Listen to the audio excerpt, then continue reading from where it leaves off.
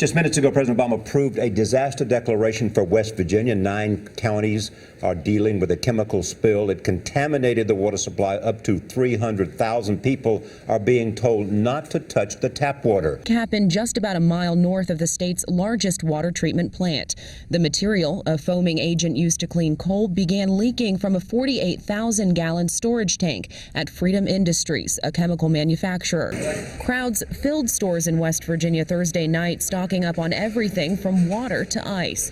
Demand for the items so high, shelves were wiped clean. Water in West Virginia is still unusable. Now it's utter chaos. Eyes burning. It's a zoo in here, isn't it? It's a zoo. If I can't take a shower, it's going to be ugly. Local tap water not safe for drinking, cooking, bathing, or even washing dishes. The question, when will this problem be fixed? Clear that it's migrated through the treatment plant into the distribution system and that it's at the customer's taps. Authorities say 7,500 gallons of a toxic chemical used to process coal leaked into the Elk River on Thursday from Freedom Industries, a company just upstream from a water treatment plant. The toxic spill poisoning the water that serves 300,000 people. Never realize how much you need water until you don't have water. I was live on the air when the governor's first tweet went out basically announcing that this had happened. I was over at the Capitol and I remember coming back and smelling something in the air. When we don't have water, it creates a serious situation. I was on the set, I was anchoring, as I said,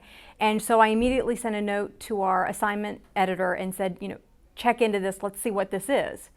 And finished anchoring the rest of that segment of the newscast. During the commercial break, came out, checked in, we'd gotten a little more information. We'd confirmed that yes, this came from the governor's office and it is a do not use order. Well, one thing I do remember about it is that I was over at the state capitol earlier that day.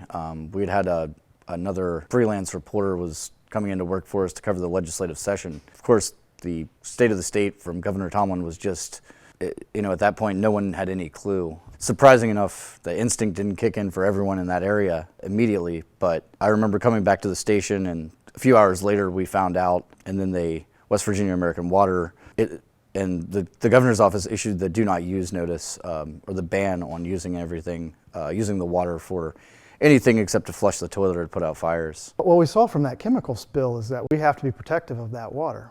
I mean, we have to be protective of that water because so much of our state, so much of our businesses, our economy depends on it. It is not just people who care about the environment. They care about the environment because of its value to the people that live here. When we were doing Streamlab and looking at the centers and sort of educating ourselves within the class, our original impetus for that was the chemical spill in Charleston, but it was like opening up a Pandora's box of issues about water, not just in our state, but nationwide, and realizing the sort of precariousness of water quality and the security of water quality. We learned through this process that there really hadn't been an oversight process for above ground storage facilities in West Virginia. The tank bill, which turned into a law, is a step in the right direction to ensuring that there is proper oversight and continued maintenance of those facilities that hopefully will keep something like this from happening again. Elk River is a water source for that area because it's so clean. In short, it was a mess.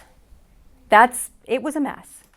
I was lucky. I had water, but that meant I was sort of ground zero for people who needed showers, who needed to fill up water bottles, for people who just kind of wanted a place where they could get away from the no water situation wherever they were and feel a sense of normalcy for a little bit. Yeah, it was extremely bizarre.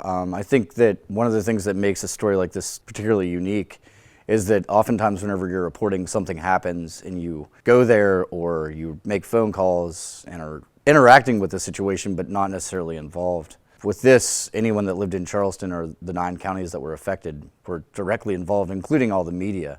So I think that, unless it would be a situation like a journalist had a family member involved in a news story or a friend or another colleague, you're not really affected by the piece itself as far as the incident happening? This was not handled well, in my opinion, at multiple levels.